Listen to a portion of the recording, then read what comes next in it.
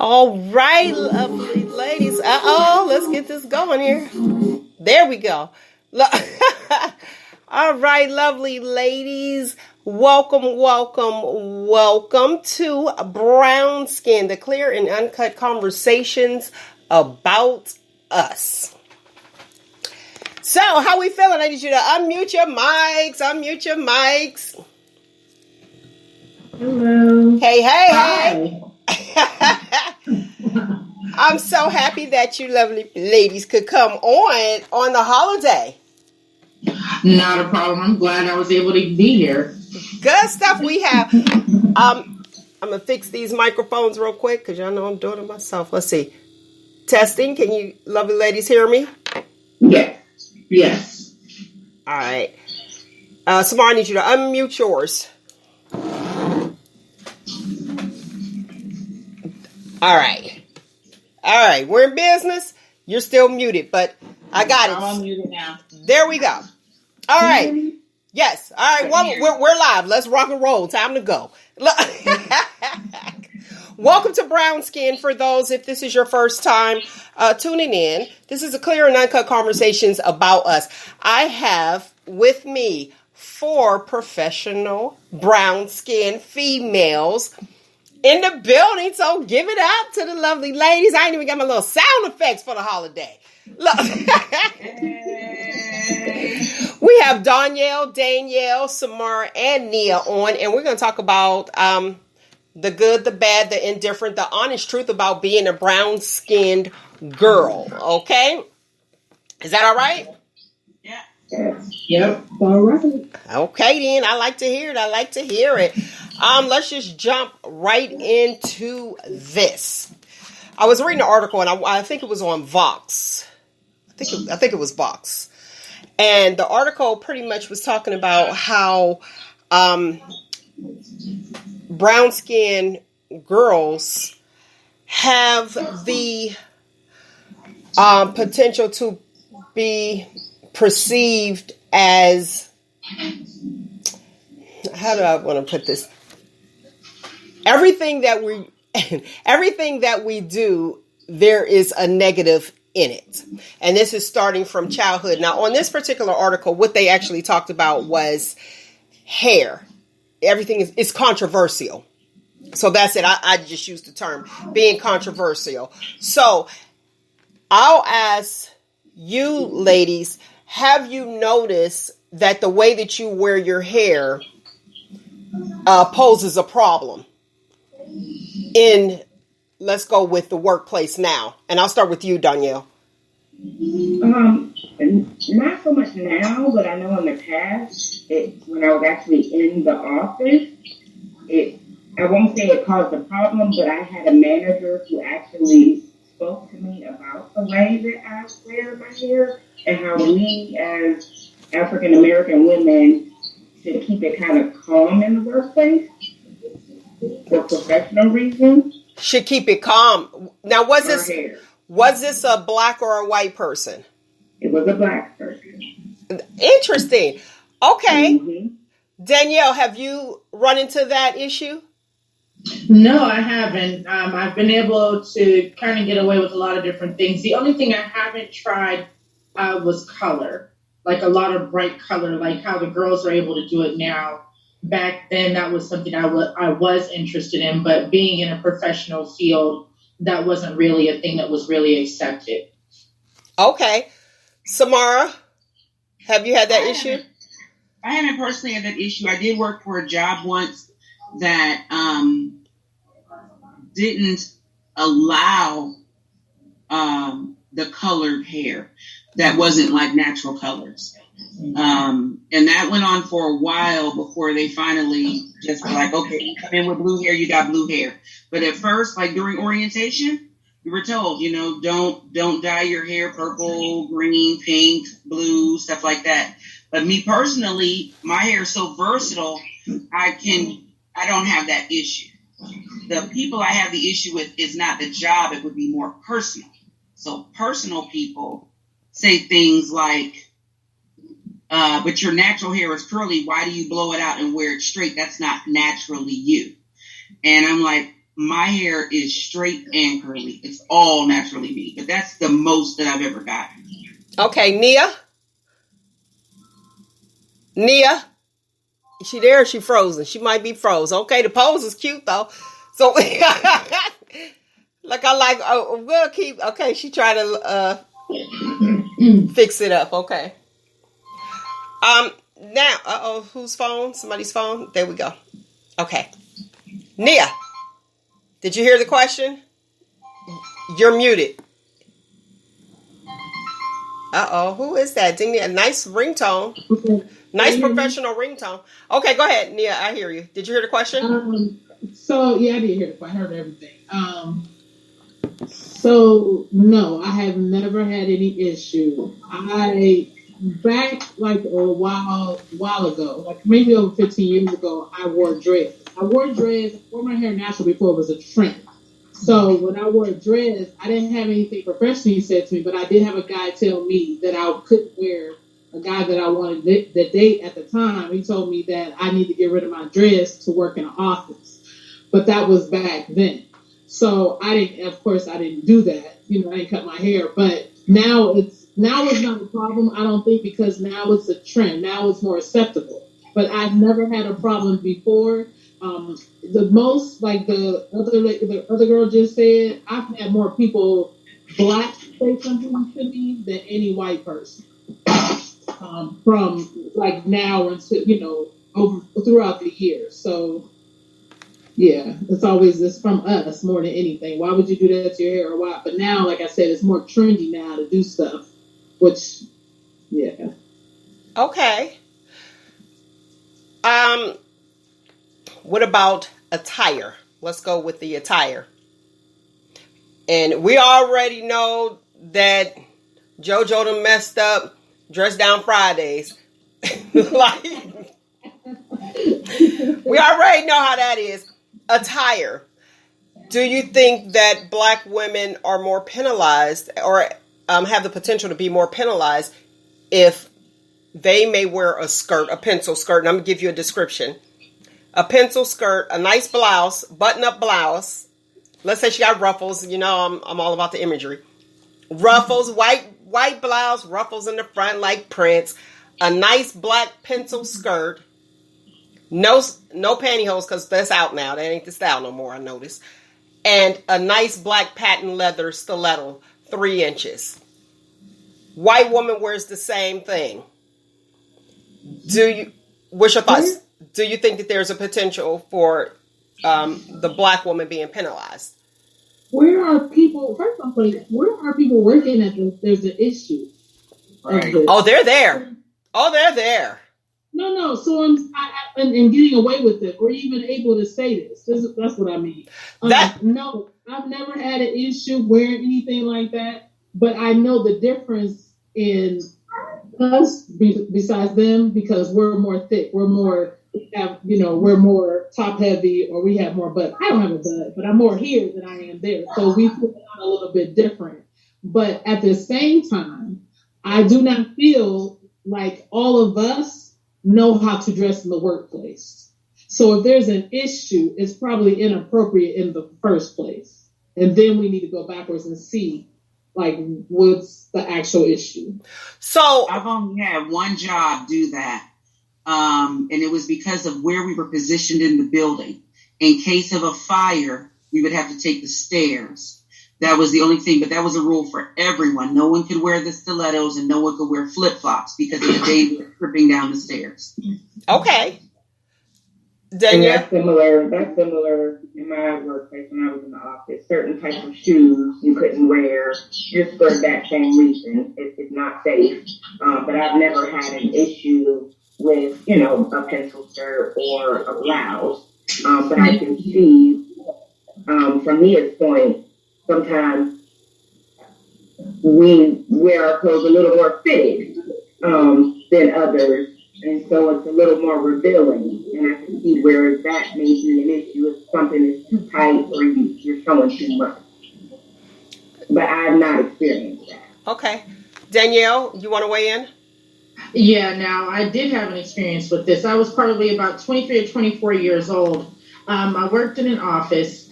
It was the same type of clothes that everybody else was wearing, but I did have an issue with someone told me I was too distracting in the office.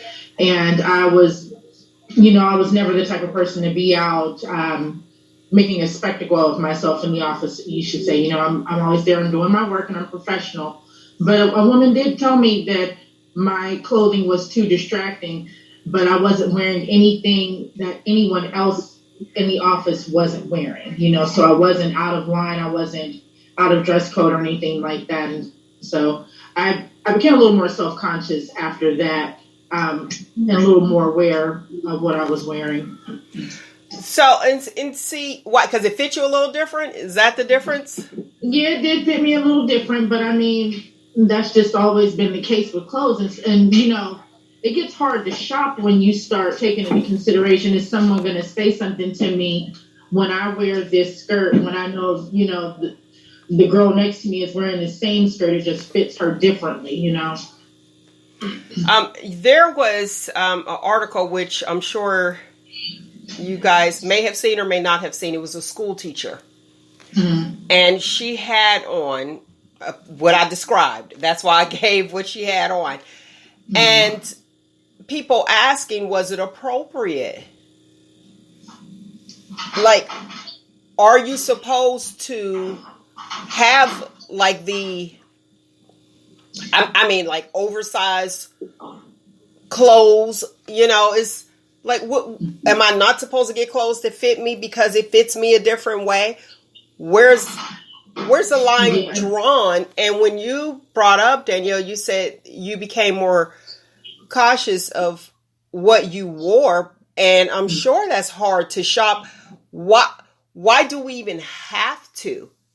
It's you don't want to fall under a certain perception.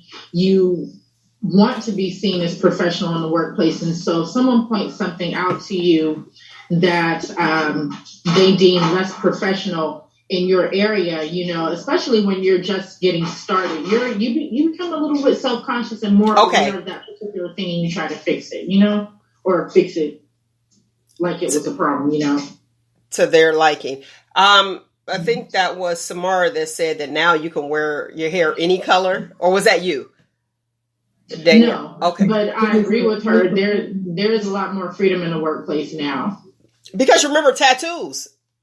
Remember the tattoo thing, and it was like, now it's just exposed. They wouldn't have no workers. Right. I'm like, that's pretty much where you would actually be. They wouldn't have workers. Okay, let's get a little deep. Why is it, and this is actual facts that I'm getting ready to spill or sprue that some may disagree with, but I want you guys to take it all in if you didn't hear it. Black girls are deemed adult-like as children and are expected to be adult-like more than white girls. Why do you think that is? And if you guys can look it up, please do. Let me get a number real quick. 619-902-2287 if you have questions. You can research it and you will see it. And even in counselors, when they counsel, some of the counselors said that when they speak to young black girls, and we're talking females, it's almost like talking to an adult. So the little dolls that they use, one counselor told me, she said the dolls, she said, when I speak to African American females under the age of 7, the dolls doesn't work. Mm-hmm. She said they speak. So why do you think that is? And is that a compliment?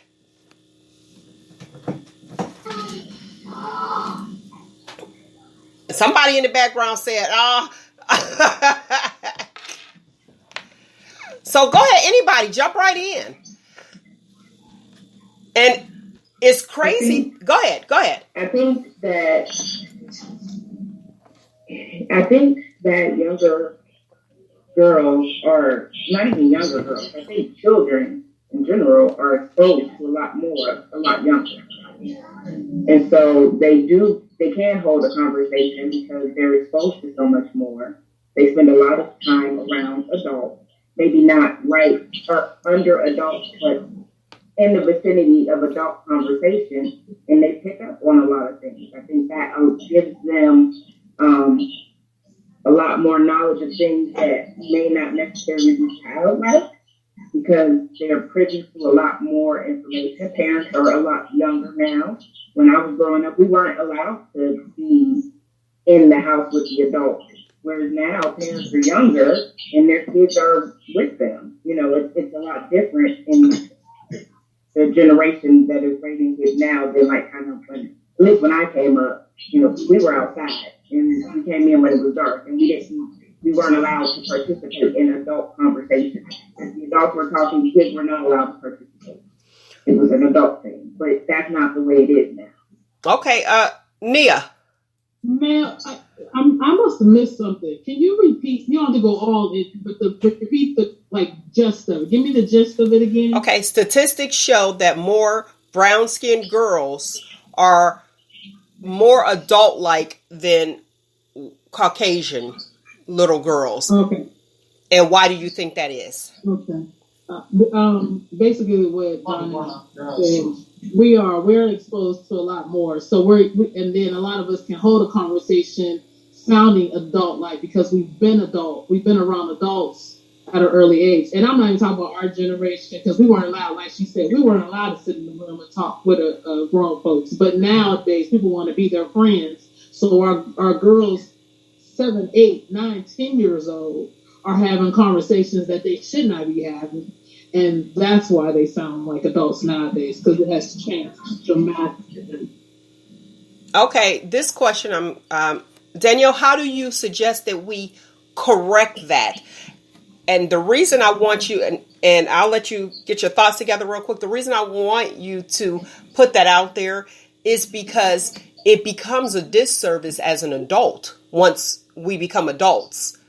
Because you expect, or they, air quotes to the listening audience, they expect you to be what they thought you were.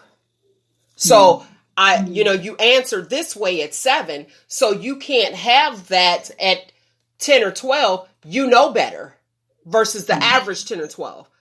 So it's almost held against you. Go ahead, Danielle. How do you think we should correct that? Or how can we? Well, I mean, a lot of these children that have a little bit more like a grown-up mentality, they have a different family dynamic. Their responsibilities are different sometimes. And so before we can tell them that they shouldn't behave a certain way, we need to look at like what they're responsible for, because some of them are responding to us in a way because their environment is already a little bit more adult. They have different types of responsibilities that normal 7 through 10-year-olds may not have. And so they don't have the same outlook, and the only way you can correct that is when you go into the family and see what their direct needs are. To me, that's almost a case-by-case basis. And sometimes, these children mimic their friends, and so then there's that instance where you just have to go in and find out what your child is doing. But in other instances, that's a direct reflection on the responsibilities that child may have at home. And so there may be some community intervention that may need to go on to allow this child to have an actual childhood. Okay. Samara? I think I missed some of the comments already because my phone was dying. I didn't realize I was on low. All right, well, go ahead because we live. Just what did you catch? In the Black household, a lot of times the older children, especially the older girls, have a lot like she was saying. They have a lot of responsibility added to them, and sometimes that's not just taking care of their little brothers and sisters. That's not just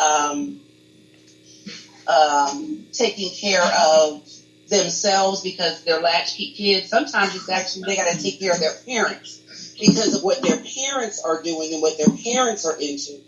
So a lot of times they have to grow up fast, so they do mature quite a bit more. They do mature quite a bit more.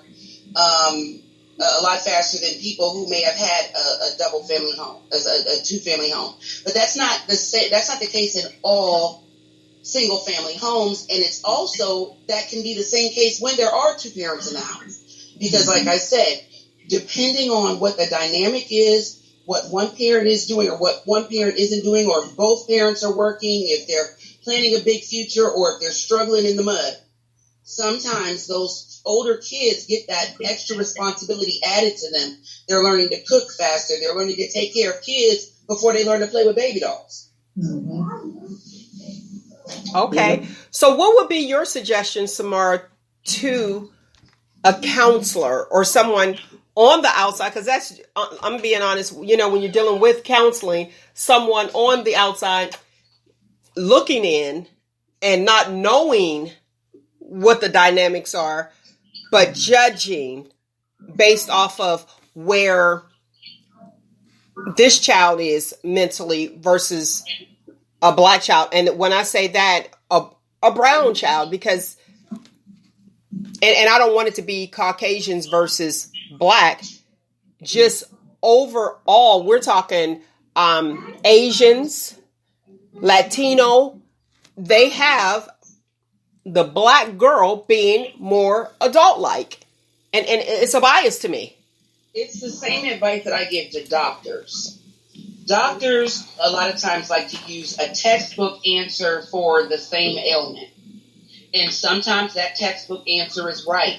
Sometimes symptoms, though, are not the same for everyone. And just as an example, when I get heartburn, nothing burns. They had to tell me I had acid reflux. I just thought I had to keep clearing my throat. So when I took my son to the doctor for similar esophagus issues, they were like, well, it's not heartburn because it said it doesn't burn. And I had to tell him, heartburn doesn't always burn. It's like a migraine doesn't always hurt. So you've got to be able to, if you're going to be in that field, you've got to be able to be open-minded to the different dynamics, and you take each person, each child with their own individual experiences to understand what may have them where they are in life at that point, to be able to offer a suggestion and not just give we're going to give you some antidepressant medication. We're going to put you on Zoloft. We're going to put you on Zoloft. We're going to put you on Zoloft. Because it might not be that. Dang, Zoloft? There's other things that I'm like, geez, that's a bit to the extremes. That kind of mimic depression. And if you don't understand the child, you're going to diagnose them for regular clinical depression, just the same way as you're going to give them a suggestion that does not apply to them when they have grown up way too fast. Boom. Because you've got to take each individual. It's still medicine. Great segue to the next part. Depression. Now, we've seen where you have the depression in adolescence has gone up tremendously in the last 20 years. Why does depression affect us? Nia, and then Danielle, I want your answer. You got to unmute yourself, sweetheart. Why has depression affected us? Yeah, it's gone. The black female. Female, okay. Probably because a lot of stuff that we have to take on ourselves. But I don't understand what's different. You said a year it's gone up. In the last 20 years, it has gone up 68%. Oh, yeah. Okay, yeah, because we're taking on, whether it's our sons that are in jail or have been killed, whether it's not us getting promotions that we deserve. It's everything is falling on our backs. Like, we have to take care of the household. We might not have our husbands or our boyfriends. They might be in jail. They may have been deceased. It's a lot that falls on us. Okay, environmental. Go ahead, Danielle. We as African American women have a tendency to carry the weight of the world on our shoulders. Whether it's our family members, our friends, our kids, we bear that weight of a lot of people, and oftentimes when we're bearing the weight, we have nowhere to unload. And so we're carrying our weight, we're carrying someone else's weight. And I think it leads to depression because we don't talk about it. We just do it. We as women, we just do it. If it has to be done, we don't look to someone else to do it for us. We figure out a way to get it done and we do it. And meanwhile, it may be hard, we may be struggling, but we're going to get it done. We're not going to be defeated. But at the end of the day, when we go home and we lay down at the end of the night, we are weighed down physically, mentally, emotionally, which leads to depression if you are not able to talk about it. Okay, go ahead, Danielle. What I was going to say about the Black woman in depression, I think it's being recognized more over the last 20 years because we were under that myth of the Black superwoman. And so, like what everybody was saying about us carrying that weight, that was something that everybody expected us to do. And we passed that down when we have daughters. So we learned how to carry that weight from our grandmothers and our grandmothers' grandmothers, and we learned not to complain about it. And I think in the last 20 years, people have really been starting to recognize how we've been kind of destructive to ourselves by taking all of these things on. We've been encouraged more lately to recognize and take care of ourselves emotionally and spiritually so that we don't have these breakdowns and fall into depression more. I'm starting to see more networks for Black women for depression. And as a child, I don't remember seeing it. I don't remember seeing my mother cry. I don't remember seeing my mother be sad. And when I was an adult, and I'm sitting here looking around like I cannot believe that she has gone through all these things and they haven't affected her in some way. Who does she talk to? Where does she go? On the hand where it would be the Black woman, they would show us being strong and not having a support network. And like you said, you just get through it. But then they would show our female counterparts getting counseling and being consoled and having a chance to take a break. And we weren't always afforded those same chances. And so I think in the last 20 years, we have gained a voice for ourselves and said that, we can still be strong, but we are setting boundaries and starting to take breaks and recognize these things. And hopefully it's getting us to a place where we're able to fight depression in Black women more effectively. Because I know I suffered for a while through it while I was raising my children. And so when I look at other Black women, I wonder sometimes, what they're going through, what their networks are, and how they're coping with things. Okay. Samara? Along the same lines, women are more professionally inclined nowadays than they are family inclined. And in that, they're taking care of their family, but they're seeing the destruction that it's also causing for our Black kids. Because mom is always at work. Mom is always taking care of everything. Even in two-parent family homes, things are to a point where both parents have to work. And when both parents have to work, you all right? Then, I'm good. There's another car. Okay, I'm like, we don't want that. Yeah, no, that wasn't me. But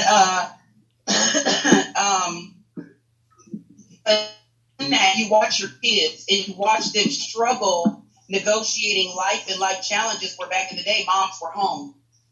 Our kids are learning from what they see on TV from their kids and the pieces that we give them. Some of us are really good at that, and some of us are stressed out. And also in the Black community, going to counseling was frowned upon for a very, very long time. And a lot of people have the misconception that, I'm a Christian, but I also know that if I break my leg, I'm going to the doctor to get it set.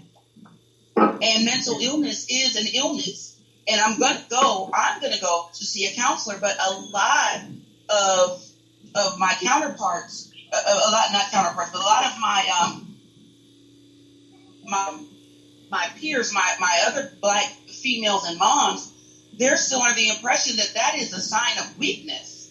And they don't understand how strong going to counseling can make you. And so they're balancing kids, maybe a husband, a household, a job, the people out in the street, because I always say this, outside your home is war. I don't care who you are. If you go to the store, if you go to hang out with your friends, if you go to play ball with your boys, outside of home is war. So you got that going on as well. And we're turning a blind eye to the benefits that counseling can really give us to help us through those moments. Okay. This scenario, I believe I gave before and on another show because it was true. So this is for you lovely ladies. Nia, I'm going to start with you. I think you know it. Of course you are. Ah, of course I am. You know you need counseling, marriage counseling. Do you go to your pastor for marriage counseling with your husband? Do you go to someone that you both know? That's why I just used the pastor. Or do you find someone outside if you have marital issues? And your husband, let me be clear, is not for counseling. If he's not for counseling, I would probably have to go for somebody that neither one of us know. Because that'll probably help the situation. I wouldn't use my pastor, although my pastor's pretty cool. I could, but I would probably, just to get him, to have him ease that in his mind, I would go outside. Okay, Danielle. Same question. Speaking from experience, I did go to my pastor. I went to an outside counselor as well. And then I even gave him the option to choose who he would feel comfortable with, together or separate. To me, as long as you are seeking wise counsel, I chose my pastor first. And when that wasn't always a comfortable situation, then I sought out a counselor that was Christian, but wasn't in the church, and neither one of us knew that person. Wasn't in our church, and neither one of us knew that person. Okay. Go ahead, Danielle. I think if I came across that situation, I'd probably use somebody outside. I'd want somebody that was unbiased and didn't know us, so they could be more objective, with their solutions for us. Okay, Samara. And I know that you wouldn't. You got your unmute? Who would you use? Would you use someone you know for marriage counseling, or you both knew, or someone outside? And why?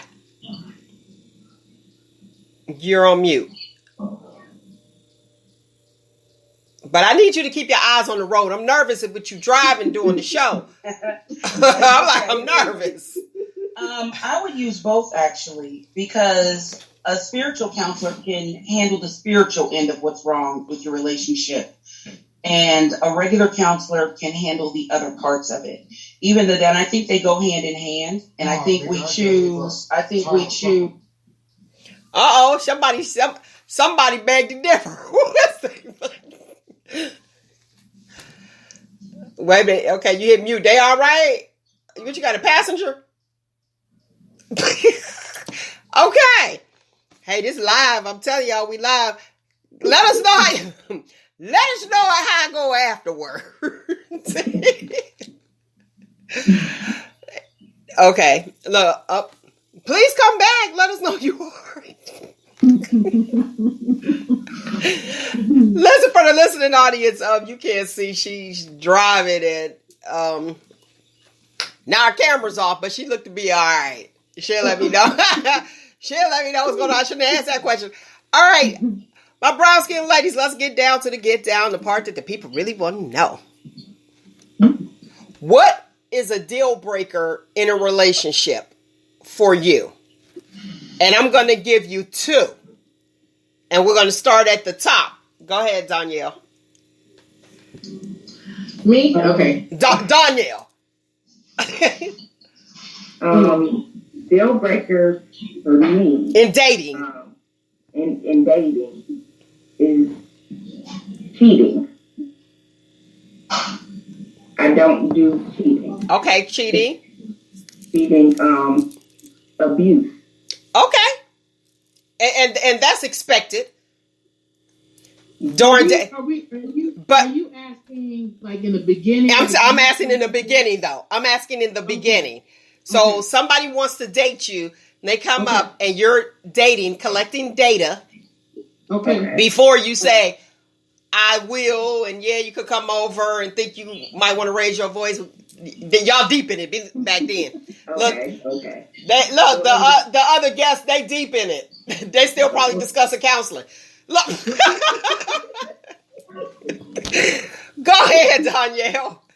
Okay, so in the beginning, one of the first questions I ask a person is, are they dating other people? Because to me, you can date multiple people if you're just dating. I'm not talking about sleeping with. I'm talking about dating. I Okay. just want to know if you're dating other people, because if we're dating, I may be dating other people too. But I want to know that. If you're not honest about that in the beginning stages, you're not going to be honest later on down the line. And you have to be employed. You don't have to make what I make. You don't, but you have to be employed, and you have to be willing to, if you're not, we probably wouldn't even get to the date, but you have to be employed. Okay. Go ahead, Danielle. What's your deal breaker too?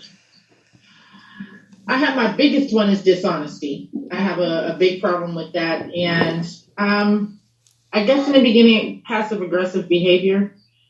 I like people to be fairly open about communicating if things are upsetting to you. I like very forward communication. And so those are two things in the beginning that I think are red flags and bigger indicators for things down the road. Okay. Nia.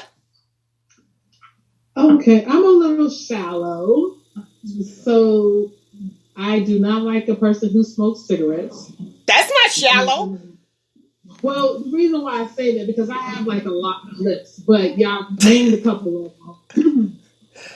I used to always say I'm God fearing, but a lot of people are religious, not spiritual, or spiritual, not religious. So I'm not going to say that's my top two because to me that's a gift, right? So cigarettes, we're not going on a first date. And I cannot stand when a man does not know how to plan. And like you said, this is dating. We ain't trying to get married. We ain't trying to sex. This is just going on. So yeah, if you're not a planner and you smoking cigarettes, it's not going to happen. Okay, so you need somebody organized. Yeah, plan. Because I'm not going to be the man and the woman. Well, all right. Love it. Love the honesty. Go ahead, Samara. 2 deal breakers. Cheating and lying. This is the beginning, though.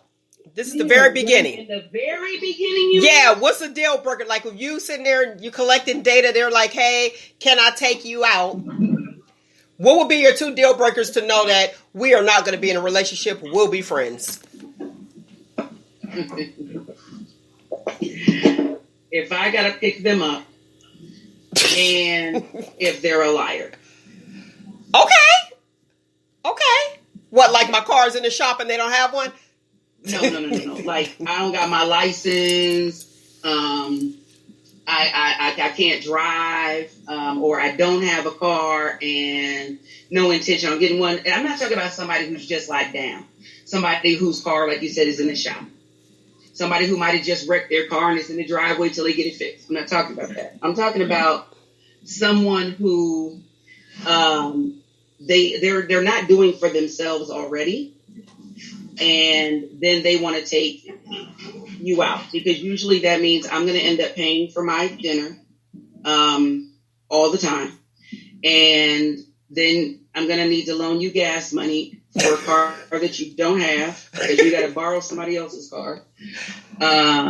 Your phone is about to get turned off. I'm going to need to help you with that. But you got a job. I'm not talking about even just somebody that you already know off rip. They don't have a job. They don't have no ambitions in life. I'm talking about somebody who just doesn't know how to spend money. They misspend their cash. Because I can meet a guy who's trying to build his life up and is actually doing stuff. I can do that. But there's some of those out here that they feel they heard that saying that You know, a woman who's with you when you were down, when you up, she gonna be the one that you marry. And they like so far down with no intentions on getting up, because you are their up. You are the come up. You are the up. You are their new finance officer, and I can't, I can't, and I won't do that. And if you're lying about everything and anything, once I catch you in a lie, it's like you lie, and it's usually something stupid. You're lying. You're gonna lie on other things. I don't like that. Okay. I don't prefer that. Okay. So you're okay with dating the potential? The potential has to be in progress. It has to be in progress. Not like, oh, he's so smart. He talks. He's so smart. Yeah, he hasn't had a job in 5 years, but he's so smart. He could really be some if he put his mind to it. That's not the potential that I'm okay with dating. Okay. Question. Like, You gave us only 2. We should have 5. Okay. I'm interested in knowing a little bit more about that when you say they have to be on their way to where, and I say dating the potential because I see that they have potential, but look, this is just my thoughts only, and you know me very well. I'm more like I ain't got time to be dating the potential and investing and putting all that in there. I'm going to need you to be at your present. What are you presenting right now? And let's see if I'm willing to move forward. What can we build together? But we can't build nothing together if I got to wait for you to get to the finish line. That's almost like a 12-step program. I'm going to need you to be at 12 and not 6. well, for me, it's like, okay. But everybody's different, so you don't have to agree. Go ahead. Right. Some guys, they have like their own businesses and they're working them every day. They're working hard. They've been working for a while. You know, most business owners don't really take off until their 5th or 6th year anyway. Mm-hmm. But this person is really, they're perfecting their craft. They're doing what they need to do. They're not where they want to be, but they're working at it every day. That's potential to me. You're doing something. It's in progress. And then they ask you because they can't make payroll. Can you help them with payroll? And you just came on the scene. Yeah, no. They're not going to payroll because they're not going to have employees at that level. And they're going to be paying people out of pocket per job or per hour from what they're making on a job. So I've run into people like that. I run into a lot of people most of the people I run into are entrepreneurs. So is it safe to say that you can date ambition? People with ambition? Okay. I can do that. Now, I can also date somebody who's the garbage man. I can date. Girl, that's a steady check. Who has 2 or 3 jobs. I work at McDonald's. I work at Aldi's, and I work as security overnight someplace. You know, they're not rich. You know, none of those places pay them a ton of money, but they're willing to work. I don't necessarily think that I wouldn't turn away a man, a white collar worker, or a guy that's got a great job that's paying $26, $30 an hour, whose salary. I wouldn't turn that guy away, but I also wouldn't turn away the guy that is working his knuckles off to get to where he wants to be. Okay. What'd you say, Nia? No, I agree that part right there. Because I would date high, I would date low. But you know what I don't want at this point is somebody who has multiple jobs. Because if you have multiple jobs, you don't have time for me. And I've had that issue. So, I mean, we could be cool, but you're not where I want to be because I want you to have that weekend off. I want you to be able to take off. If you can't, I actually have not occurred a situation where somebody want to date me, but they don't even have enough time. So it's not going to happen. But I can also date, like she said, I could date a garbage man. I can also date a CEO. Mm-hmm. But I think like with me, I have so many hats that I wear as far as what I do for a living that time always happens for me because I'm just as busy. So if you're not just as busy, like I make time to go out, I make time to enjoy myself, but I'm always, like you just saw me running and coming from someplace. Almost missed the podcast because 4:00 snuck up on me. But it's like I'm always doing something, you know, with the different hats that I wear, my businesses and the things that I do for a living. I don't work for anyone. I work for myself. So for a person to be busy working I'm cool with that.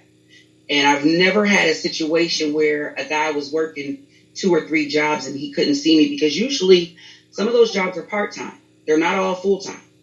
Right. So the time is dispersed and separated and spread out to where he does get to have a life too. I mean, that's how we probably met. So is that where that if you're worth the time, they'll make time? I know we heard similar sayings before, like if they'll make. All right, jump on in, Danielle and Danielle. What's your thoughts on that? Well, I'm not dating at the moment, but like Samara, but ambition is very attractive to me. I like people who stay busy. I like men who are adventurous. And so those are the things like in the beginning that would attract me. I'd like to know what you're doing, the types of things that you plan on doing in the future, and what steps are you taking? Have you implemented right now to get yourself on that track to get going? I don't have too much to say on dating though, right? Okay. Right now. Go ahead, Danielle. I'm for ambition, and some potential, maybe potential to advance past where you are, but not potential to get started. So you have to have a leg to stand on. You can't be trying to build it. I can respect that. So, you meet me at the table. Your table may be a little bit different from mine, but meet me at the table. I don't want to go backwards. And so, like I say, you don't have to make what I make. You don't have to do what I do, but you have to be doing something. And it has to be something full time. It has to be something that allows you time to date. We don't have to be together every day, but maybe we have a designated date night. If you're super, super busy, you don't have time to date. If I'm super, super busy, I don't either. But like I said, it's potential, meaning working to get to another level. Like me, I'm at a certain level, and I'm probably potential in someone's eyes because I'm working to get to the next level. But I'm for stable. advancement. Okay. Speak to this. Your standards are too high. Danielle, start. When a guy says your standards are too high, what do you have to say? It's a hard pass on him because I do not move from what I've decided, through trial and error, getting the age that I am, you find out what does and doesn't work for you. And so you have to set standards for the way you want your life to be. And as soon as somebody tells you that your standards are too high, that's a big red flag because they're just trying to make trouble for you. Okay, go ahead, Nia. That means that they're not the one for you. What is it? Past go, don't even look back. Yeah. That's always been said to me, and I'm fine with it. Okay, that means that we're not on the same page. I'm fine with that. You're eliminating all that time that we'll. Oh, and they didn't waste your time, huh? Okay, Danielle. I'm not going off of the standards that I set or what I want. I will not ever stray away from it. I've done it in the past, and I won't again, because what I've learned is the person that's for you, you won't be asking them for too much. Okay. Go ahead, Samara. I don't ask for a lot. Y'all can tell. So if I let you know something, or if I tell you I'm not with something and you tell me to lower my standards, that's a wrap. If you tell me my standards are too high, that means you're definitely not the one for me. I don't care what you're doing. Because you can't tell me what my standards are supposed to be. They're mine. Those are my boundaries. Those are my standards. Either you're on the same page or you're not, because somebody out there is. And I'm absolutely cool with you walking away and me and you not ever doing and being anything like together ever. You want to know my thoughts when I hear that? When I hear your standards are too high, that tells me that my expectation far exceeds what they're capable of doing. And what they're willing to do. And that's it. What they're willing to do. You're absolutely right. So that is, I'm with y'all. Hard pass. I'm like, no, I see ya. I'm not getting. Because what happens is, if you, pretty much like what Danielle was saying, if you deviate away from your standards are going to get lower, just to make them feel comfortable to go find somebody else who has standards that are high. And they're meeting their expectations because they're interested. And see, that's it in a nutshell. If you think that my expectations are high and you say it, you're not that interested in me. Because there are, and I know each and every one of you are beautiful. So I know that there was somebody that knew your expectations. They faked the funk and pretend they can meet your expectations. Yeah. And then you found out that it was a fraud. It was like, well, wait a minute. And you're like, oh, you're not who I look. You all in right then, and you're like, oh, this relationship is not going to last because you showed me the representative, and the representative showed me that he can meet my expectations. I know you did. Yeah, because they're blatantly telling you, I don't care about your thoughts, your feelings, or your concerns and what you want. It's going to be about me, and they're letting you know, offer it. It's going to be about me. This is what I'm willing to do. This is what I'm not willing to do. And all that other stuff you're talking, good luck. So let's talk about the frauds. Let's talk about those guys that said they could meet your expectation and they thought they could, and they was like, oh man, I can't stay up here too long. I'm being revealed. But this is the thing. I noticed that some guys, they're used to, back in the day we used to say women come on with emotional baggage. Women, they were done wrong in a bad relationship. They were done wrong here. They were done wrong there, and they come on with baggage. Nowadays, it's the men. Mm-hmm. And just like a punch-struck woman doesn't know sometimes that you love her unless you punched her in the face. Now she knows you love her for real. These guys... Wait. For the listening audience, that's just an old joke. Don't get punched in the face. That don't mean he love you if you get punched in the face. So go ahead. Actually, I wasn't making a joke to be funny or anything like that. But I got to clear it up. Don't get beat up, ladies. I know some women who are like that. That is not okay. Mm-hmm. I'm not saying at any time that that's okay. But these men are like that. If they're used to drama and you're not giving it to them, they don't know what to do in the relationship. So you find people in these breakup to makeup relationships. They break up their makeup. They break up the makeup.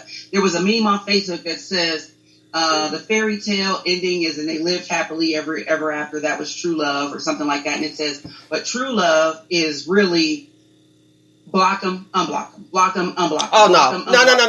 Unblock them, and now we got married. I'm like, that is so freaking toxic. It's not the way things are supposed to be. But there are people who really, truly feel like if you didn't fight with them, they misunderstand the concept of being with someone even when they were down.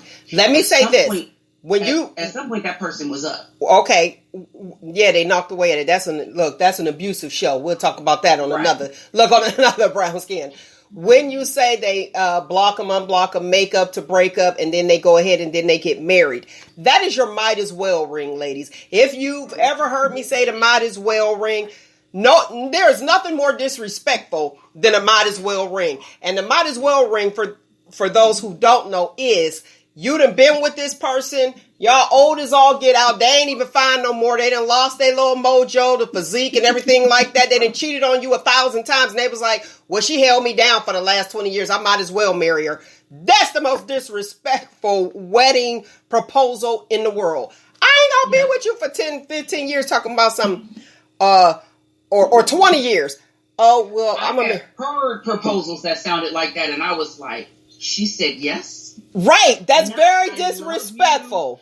Not I love you and I can't imagine my life without you and you've always been that one and I've always known, but no, she held me down when I was down and out, when I was dogging her and I was cussing her out and she stood by and she took it. I'm thinking she said yes. Right. Okay, wait. We got to keep it moving because the show's about to be over. So back the fraud. Go ahead, Nia. Have you met that fraud guy? Several. Oh, yeah. Oh, okay. I forgot what our subject was. Yeah. it's funny because, like you said, they put on that face like they can do that, and then they get to a point where it's our fault and we're bougie and we're asking for too much. But I don't get upset anymore. I just go deuces, do the block once, or I just good ghost. Like, we're not about to play games. We're too old. Like, if you can do what I want to do, then fine. If you can't, just say that. And yeah, the fraud game is real out there. Okay, go ahead, Danielle. Yeah, it really is. Like, I don't like having to play investigator. I feel at this point in my life that we should kind of just be able to meet and talk and be open about things. Like, if I find out you're hiding things, just inadvertently, because you know where we're at is small, I can't do all that. And so, I don't know. The guys that have been out there presenting themselves now live a totally different life. People on drugs, people sneaking around with other people, you know. It's just a sad type of thing, I guess. Okay, Danielle. The fraud is real. They are real. They are real and they are out there and they can pretend for a really long time. But eventually even they get tired of pretending. And so bits and pieces of the real them start to show. Their representative gets tired and starts to check out. And so then you start to see who they really are. And yeah, it's real. And I have met the fraud. Multiple frauds. I've gotten to a point where a man can't even ask me, what do you like?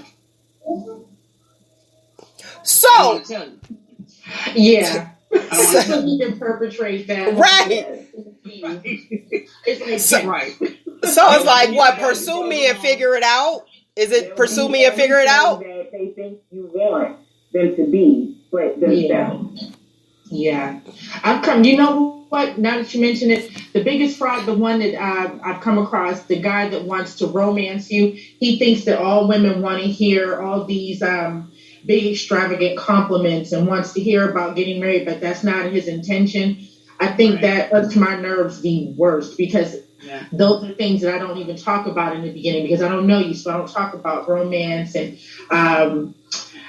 further aspirations for the relationship. I don't talk about marriage because I don't even know if I want to have dinner with you consistently. So, let's just get back to that part first. Or my favorite question, how come you're single? I don't even answer that because you're going to use that later and everything I told you I didn't like, you're going to do it. Okay, but that comes with abusive relationships as well. What happened in the last relationship? That's the biggest turnoff. Soon as a guy asked me what happened in your last relationship, you want the phone number? Do you want to date him? Right. Should I be like? That's weird to me. For a guy to be asking about another guy is really weird for me because one, I'll be like, okay, those, and y'all know me, I'm gonna keep it real. Gay tendencies, okay, or a little gossiper. Like, I know we can't click because you care about this. And what are you obtaining? Just like dating. Dating is to obtain data. So what are you collecting that information for? And do you want to get to know me? And you should have checked my references before the first date. I don't have to tell you everything about me. You don't need my resume. You are meeting me today. If you're interested, move forward. If not, keep the cameras rolling. I don't like a man who talk about sex too. We're not not just sex here. Anything sexual that's a turn off. Yeah, that's my the number last 3. conversation for me. Yeah, right. We're not there yet, sir. It's none of your business. Number 3. You know what? If somebody asked me that, y'all already know, I'd be like, let me see. When you available, I need you to be a guest on the show. Like, that's a good guess.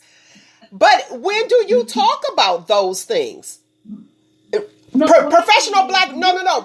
This is a serious question. Professional black females. When is it okay for a guy to talk about sex or introduce the conversation, or is it when it's like going down? Like, so what I mean by talking about sex, like just saying things like sexual, like talking about our breasts are big, or ooh, you don't know what I could do, like stuff like that. Yeah, you say like stupid stuff like that. Right. So I'm 16. Wait, Samar. I mean, some I'm of sorry. us, what you saying? No, go ahead, Nia. Finish your thought. Some of us, I mean, quite honestly, I don't know. I always tell guys, women know when we meet you, if we're having sex with you that day or the next day or the next day. We already know that because we already put you in a box, whether or not we want you sexually or we want you seriously. Just like they size us up, we size them up. Okay, so that's automatic. But what I mean is talking sexual like that. Now, when you talk about sex or having sex or you want to be with that person sexually, that's a whole different conversation. Okay, So go. that could be like that could be conversations later or dates later. Okay, go ahead, Samar. When is the right time? These guys are not waiting for the first date to start talking about sex. They are on the first couple of phone calls, if not the very first phone call. You exchange numbers, and then they want to talk about, so what do you like in bed? Okay, but for you, that's My sheets. yeah. She's okay, but for you, when is the right time for you? Because we're trying to gain information here. We're trying to gain knowledge. For when? It depends on who I'm talking to, because I may never want to sleep with you. Just like what Neil was saying, they already in the box. So it depends on who the person is. But like, don't be asking me that. But it could be somebody else, and you be like, oh man, okay. What do you like? What are you into? Okay. And to be honest, I'm gonna be honest with you. If you bring up sex and I'm talking to you like that, I probably don't like you no further than the bedroom. Real Okay. talk. Like if we date like that, yeah, I'm not even gonna like you past that. Because the person that I really like, I want to wait, just like a man really wants the one, later on. So yeah. You definitely do. Danya, you're next. You definitely do want to wait because look, that can make or break a relationship. It can. I agree. Yeah, I okay. agree. It can make a break a relationship. I agree. And I think it just depends on the level of the dating that you're doing. That's not the first conversation that I want to have. It's not the second conversation that I want to have. Quite frankly, we might go on 4 or 5 dates, and I still may not want to have that conversation with you. But it just depends on the level of the dating. Am I getting to know you? Are we vibing? Or is it just strictly friendship? We're just going out to eat. You know what I mean? Like, it may just be, I have a nice time with you. We go bowling. We go out to eat. I may not ever want to chat back. So I think it just depends on the person. And I think each person may be different. And I think it's up to the individual to decide when that appropriate time is. But for me, it's never in the first few conversations or dates. Well, fellas, I tried to get an answer, but we don't have one. So y'all just gotta. That's the answer. Don't talk to us about sex in the first. Look, buddy, listen. If you know, okay. Let me ask this. Let me ask this. Let me ask the lovely ladies this. When do you ask them about their job and how much money do they make? And anybody can answer. Well, you can ask with the No, listen. No. When do you ask? first date. It should be a conversation. Okay. And I'm glad you mentioned that. So, male, sex, female, money. Y'all can research. You can. It's almost like the same equivalence. Oh, okay. So you go. You know what I mean? Ours is security. I don't care what nobody say. Security. That's like, boom, that's it. Security. We need to feel secure. Men, they're sex driven. We're security driven.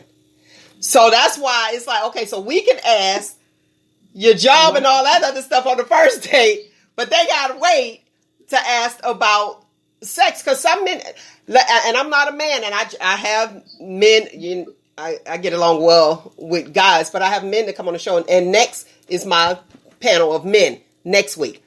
So I love it. I don't ever ask a guy what he makes. Girl, listen. What? Nope. Well, but you can get. Listen, as he talks about his job, that's when I'll say. That's what I'm saying. You can kind of know about how much you can arrange. I don't ask that question. Yeah, you ask a job, you be like, oh, okay. And honestly, with most of us, and I'll put this out, and I can speak from a lot of women. As long as you could take care of yourself, that's it. You know, be like, what are you bringing to the table? I tell everybody, they answer, they said, well, Mel, some guy asked, he was like, well, Mel, what you bringing to the table? I said, a fork. You asked me out. Something wrong with this picture. I was like, what am I bringing to the table? You asked me out. A fork, I bring one. I have one of the plastic. Listen, I keep plastic flatware in my purse. Okay? A fork. That's an odd question. I wouldn't answer it. I'm gonna answer it. A fork. Because, but here's the deal. What that tells me, when somebody says that, what are you bringing to the table? When somebody says that to you, they've already incorporated your income with theirs for their life. And there was a guy, and he told my mother, he ended up talking to my mother, he was like, Mel, off the hook. And he went into that friend zone box. We're still cool. And he said the funniest thing he ever heard in his life, he was like the guy. Beautiful home, everything together, okay? His or her, Harley, the whole nine. All he needed was a wife. That's all he needed because he had everything. But here's the problem. He asked me how much I made. And I gave him an answer. And I said, treat my income like child support. Don't count on it. And he sat there and he told my mother, he was like, that was the funniest thing I ever heard. I was like, but I was for real. And he went into friend zone because guess what? He had all those bills. This is stuff you had before me. I ain't tell you to go get it. So don't use my income to help you pay for your choices. No. So I get that part of it. I do. I get that part as far as like asking. But when you ask their job, you could kind of guesstimate how much they make. And yes, they could take care of themselves. But I wanted to look at this mess. Y'all should see my phone. It's blowing up. These guys. I can't wait. I'm looking like, look at this mess. But last thing, lovely ladies, since y'all didn't get that answer when to introduce sex. We did. Y'all didn't get it. Y'all didn't give it the finish. Don't like our answer. No. Right. I got a whole bunch of laughing emojis. Was like, no answer. Okay, I'm still out there. Does it right? Okay. Do the professional black female what? Okay. Anyway, I'll paraphrase. Is the professional black female over 35 still interested in being married? I think I'm almost 50. Absolutely. I'm still interested in being married. Go ahead. There are a lot of women over 40 that want to be. Okay, go ahead, Danielle. I have my days when I am, and then I have my days when I'm not. Okay, Danielle. Same with me. More days when I'm not. Okay. But some days I am. So tell me this, and this is just for me, and then we're going to end the show because we're running over. Is it the permanent date that you miss? Or is it the continuous companionship? For the continuous companionship. Okay. You know, it's always nice to have somebody to share things with. You know, we're still accomplishing things because even though we're in our 40s, we still have a lot of life to live, still a lot of vitality, you know, so we're still doing things. And it's nice to have that someone to share those accomplishments with, you know, to take those trips with, to have those late night deep conversations with. That's still nice. Okay. Mm-hmm. Not if he a talker. You had them deep conversations and you be like, how they know what we talked about? That pillow talk might be couch cushion talk. You know, you be like, hold up. All right, go ahead, Samara. It's companionship for me. A lot of people have that, they have that mentality. I don't need a man. I can take care of myself. Yeah, I absolutely can take care of myself. But I need a man for a whole different reason than that whole I am woman, hear me roar strong thing that some people have gotten totally twisted. But I like the companionship. I need the companionship and the support, that mental and emotional support. And then together, if we get together and we stay together, that dynamic can be so phenomenal, even on the financial end. It's all inclusive, but for the most part, it's the companionship. Somebody that I can trust and talk to, somebody that I can trust and come home to, or, just see from time to time. Okay. Gotta live with me. Okay, Danielle? It's a companionship. Companionship, like Tamara said, the support. Someone who is going to be my friend, who supports me emotionally, spiritually, who has my back. Like, that's the part of it that's important to me. Someone who is going to be there like my rock. And I want to be that for them as well. And together, like, we're unstoppable. Okay. Nia? I believe, well, I was just saying with everything everybody else said, companionship would be the most. I mean, I love going on dates and I love being able to come home to myself. I think sex is overrated when dating. So to find that one person at the end of the dating pool or whatever, and you find somebody that you can be with every day, that you don't want to leave and just go to work, and someone to come home to, I think that would be awesome. Okay. All right. Last thing. Speak to this. And you guys can jump in. Angry black female. Go. Anybody. That's, that's for the person who's intimidated by our aggressiveness. And I don't mean aggressiveness meaning anger. Aggressiveness in our professionalism. Aggressiveness and we mean what we say and we say what we mean. I've had that kind of attitude on my job, but it's usually weak women who inspire to do something different, and they can see the potential that I can override them. Okay. Go ahead, Samara. I think that term is thrown around so loosely. There are certain cliche sayings that you can say about a woman when you're mad, when you're not getting your way, and that's one of them. Because if I stand my ground on something, I'm not mad. I just know that I didn't like it the first time. I'm not going to like it the second time. And I'm expressing that to you so you don't have to guess. I don't like it, or I like things this way. If I put my foot down, whether it's a soft put down or a hard put down, I'm going to be looked at as an angry black woman because you're not getting your way. I'm not angry. I don't take my past relationships into my new relationship. So that doesn't apply to me, but some will use it. Okay. And I think it's a cop-out. Danielle? Assertive. They don't like our For assertive. me, yeah, I was going to say being strong and assertive is not equal being angry. And people who take it that way are often just intimidated, or they cannot control or manipulate you. And so they give you the term angry, almost like when people say bitter.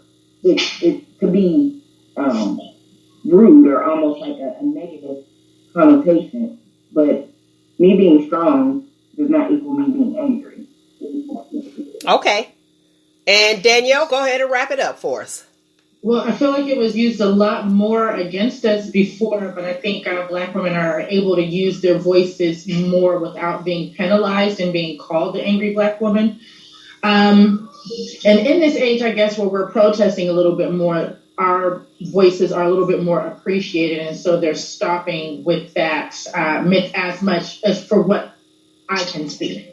I don't come across it as much anymore. I don't know if you ladies agree with that. But that used to hang over us for just being assertive. Okay. Thank you, lovely people. This episode is Ladies' Choice. You're listening to Brown Skin, the clear and uncut conversations about us. Until next week, people, every Monday at 4 p.m. we'll be here. Brown